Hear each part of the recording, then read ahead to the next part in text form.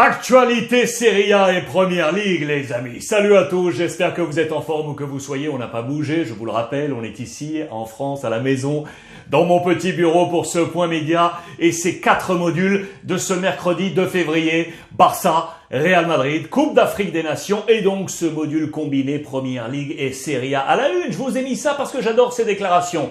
Dele Alli, vous le savez, a quitté Tottenham pour rejoindre Frank Lampard du côté de Everton.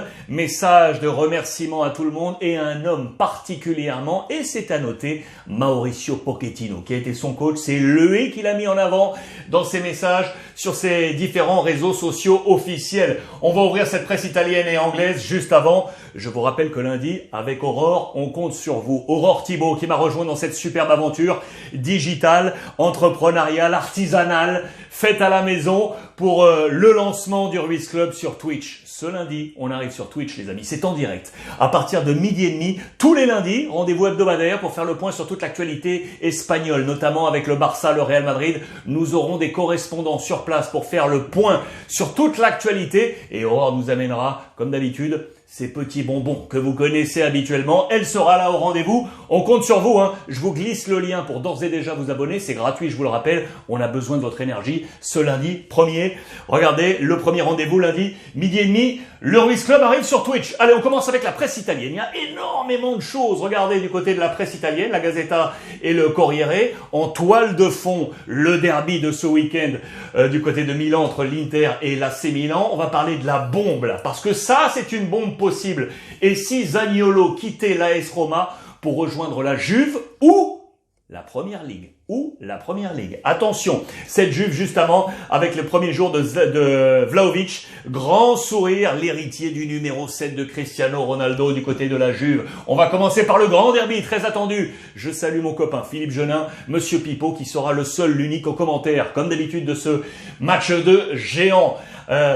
Sur les antennes de beIN Sport, match très attendu avec Simone Inzaghi face à Pioli, les nouveaux qui sont arrivés bien évidemment, et je pense notamment ici à Caicedo ou encore à Gosens. Je pense au désir d'aller chercher des gens comme Botman, la stratégie de Pioli et le retour là du poumon au milieu, Monsieur Kessié. C'est le grand derby qui est attendu. Alors Pioli a plein de choses en tête. Il a plein de choses en tête parce qu'il est sur une bonne cadence depuis la dernière pause. Regardez, cette cadence est ici en jaune, les matchs nuls, en rouge les victoires. Il y a une seule défaite, c'était ici face à la Fiorentina. Pour le reste, vous le voyez, ce sont que des résultats positifs avec de larges tendances à la victoire. Dans sa tête, il a notamment 2 hommes clés pour ce plan. Le premier, c'est le retour de l'Ivoirien éliminé de la Coupe d'Afrique des Nations, Monsieur Kessié, au milieu de terrain, qu'il aimerait peut-être voir dans une position, vous savez, de trequartista. Cette position au milieu avancée, là, pour aller taper tout de suite en mode pressing sur la défense adverse. La deuxième, elle nous intéresse aussi particulièrement, c'est Hernandez,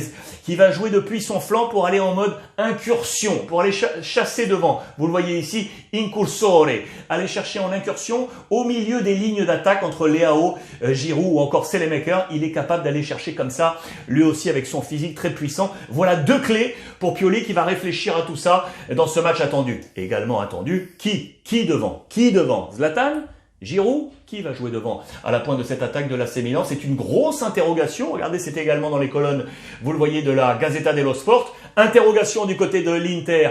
On va devoir choisir entre le Toro ou Alexis Sanchez.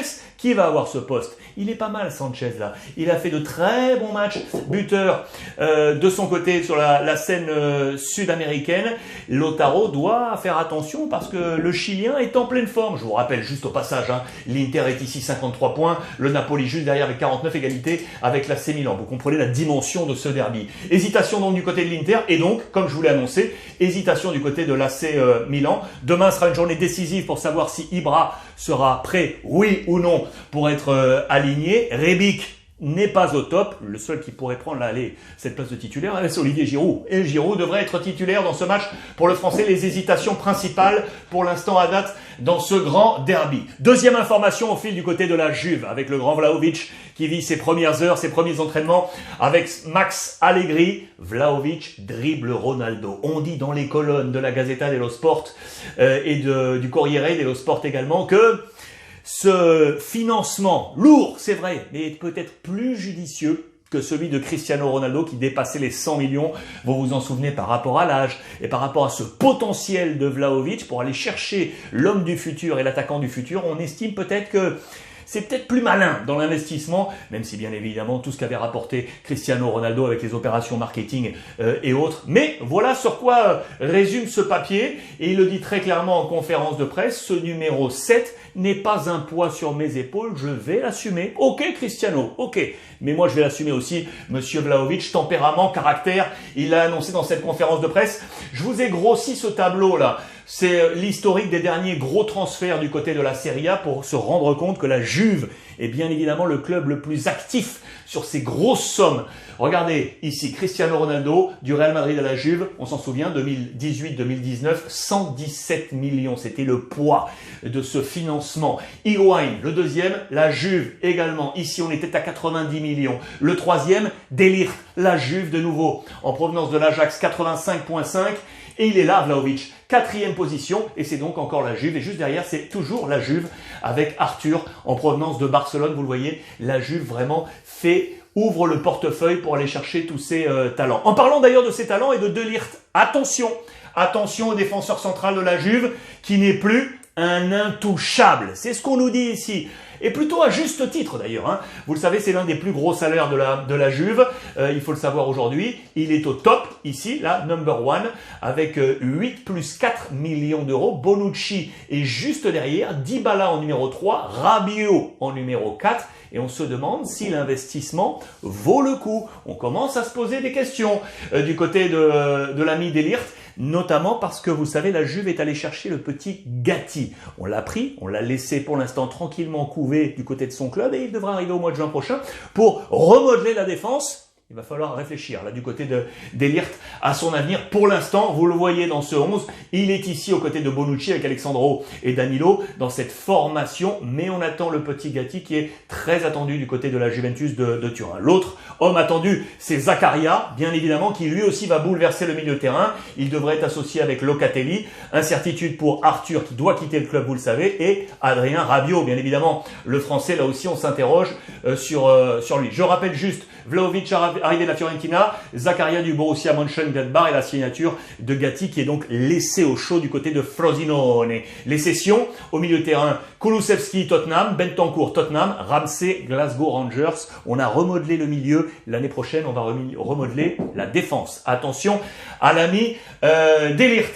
Je vous l'ai dit, c'est peut-être le choc de cette journée. Et si Zaniolo, l'homme de l'AS Roma, quittait Rome aujourd'hui pour filer à la Juve, justement, ou à Tottenham? Je vais vous expliquer pourquoi. Alors attention, voici dans les titres de la Gazzetta dello Sport, un homme ici, c'est le directeur sportif Thiago Pinto, l'ancien de Benfica qui était arrivé pour prendre ce poste.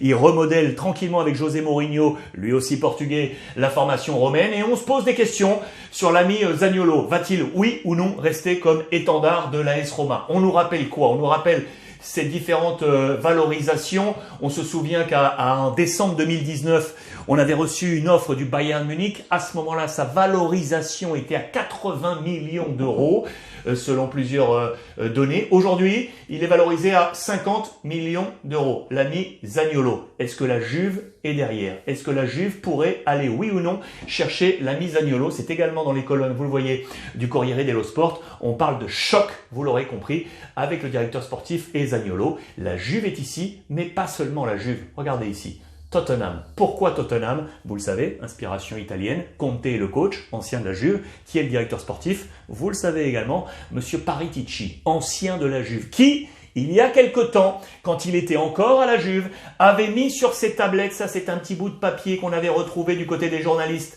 italiens, il avait déchiré ce papier sur sa liste des cibles. Il y avait ici tout en bas Zaniolo. Tiens. Et aujourd'hui, maintenant qu'il est arrivé du côté de Tottenham, je vous ai grossi tout ça, regardez ici avec Conte, eh bien on repense à cette liste et on se dit, et si l'ami Zaniolo filait finalement avec Paratici et Conte du côté de Tottenham? C'est un feuilleton, c'est ces petites histoires qui font toujours la grande histoire du football et on adore ça. Vous le savez, j'en viens en parlant de Tottenham, ainsi à l'Angleterre avec Dele Alli qui quitte donc les Spurs pour rejoindre, vous le savez, Everton avec l'ami Frank Lampard. Il est allé chercher de la joie, joy. Voici ce qui est annoncé à la presse britannique. Il avait besoin de retrouver happiness, d'être heureux de nouveau. Il l'a mentionné sur l'ensemble des réseaux sociaux, l'ami Dele Alli. Je vous ai fait une capture, notamment, au passage, hein, on rappelle une nouvelle fois qu'Eriksen est de retour dans le milieu professionnel, hein, avec cet appareil au niveau du cœur. Vous le savez, je vous en ai parlé hier. C'est très très joli, ça, comme histoire du côté de Brentford. Alors, Dele Alli, sur les réseaux sociaux, je vous ai grossi ça. Voici ce qu'il a posté sur Twitter et également sur Instagram. Il a remercié tout le monde, ses coéquipiers, il a remercié ses supporters. Il est là depuis quasiment toujours, l'ami Dele Alli, depuis qu'il est tout jeune. Et il remercie un homme particulièrement. Regardez, c'est ici, Mauricio. On parle pas de Pochettino, Mauricio. C'est lui qui l'a porté dans ses premières années, quand le coach aujourd'hui du Paris Saint-Germain était du côté de Tottenham. Il l'a fait évoluer grâce à lui. C'est selon lui l'homme qui lui a permis d'être aujourd'hui, notamment sur le plan sportif, le joueur qu'il est, et pour accéder à de nouvelles volontés. En tout cas, retrouver cette joie. Voilà le message qu'il a posté à ses supporters et à ses coéquipiers. Information, je vous emmène en Allemagne. Information très intéressante. Attention au milieu de terrain du Bayern Munich. Vous le savez, on a eu comme ça les deux hommes du milieu, Kimmich et Goretzka, à des temps parfois en commun, absence commune pour différentes raisons. Les blessures du côté de Goretzka, le problème Covid, vous le savez, avec Kimmich qui ne voulait pas se faire vacciner. Sachez qu'il y a ce nouveau vaccin qui est arrivé en Europe, vous le savez, vaccin américain qui s'appelle Novavax. Attention à ce produit, on l'attend du côté de l'Allemagne avec pas mal de doses qui sont en attente, 1,75 million, et on se dit que c'est peut-être le type de vaccin que pourrait ensuite prendre Kimmich, qui avait finalement accepté d'être vacciné, vous le savez, sous les sanctions du Bayern Munich, lui qui ne voulait pas jusqu'alors être vaccin Covid, parce qu'il se disait non sûr encore des études qui avaient été établies sur les différents vaccins. Ce nouveau vaccin est arrivé, et donc on s'interroge sur la volonté aujourd'hui de Kimmich d'être dans cette position sanitaire. Je vous parlais de Kimmich parce que vous le savez également, Goretzka qui est en difficulté, autrement, lui blessé au niveau du genou, ici avec ce tendon là juste sous la rotule, qui est ce tendon qui est activé quand on a l'effort qui descend de la cuisse vers le bas de la jambe, et donc quand on frappe, c'est essentiel pour les footeux. Il est de nouveau touché à ce niveau-là. Souvenez-vous, il avait été blessé au niveau des hanches. Il n'arrive pas à sortir de ses blessures. C'est un problème ça du côté du Bayern Munich, parce qu'on n'arrive pas à retrouver la stabilité au milieu avec Kimmich et Goretzka. À suivre, en tout cas pour les deux hommes. Et je voulais terminer avec une triste nouvelle. C'est la disparition de l'ancien président de Palerme, monsieur Zamparini. C'était dans les colonnes du Corriere dello Sport. Il a été salué, bien entendu, par ceux qu'il a couvé. Et vous les connaissez, Dybala, aujourd'hui à la Juve, qui a porté ses couleurs de Palerme. Post sur Instagram également, Del Flaco, l'ancien joueur du Paris Saint-Germain. Il est magnifique et il est là pour aujourd'hui porter, Javier Pastore, un hommage également à monsieur Zamparini. Pensez pour l'ensemble de sa famille disparue, l'adieu de la part de nos confrères italiens. Voilà les amis pour ce point complet sur la Serie A et la Première Ligue. Les modules sont disponibles, vous le savez, donc sur YouTube et sur Facebook. Real, Barça, Serie A, Première Ligue et Coupe d'Afrique des Nations aujourd'hui. Ce soir, on se retrouve 19h, libre antenne sur Boit Live. Et n'oubliez pas, lundi, on compte sur vous. Le Ruiz Club est sur Twitch, 12h30, en direct avec vous. Je vous embrasse. Profitez des vôtres.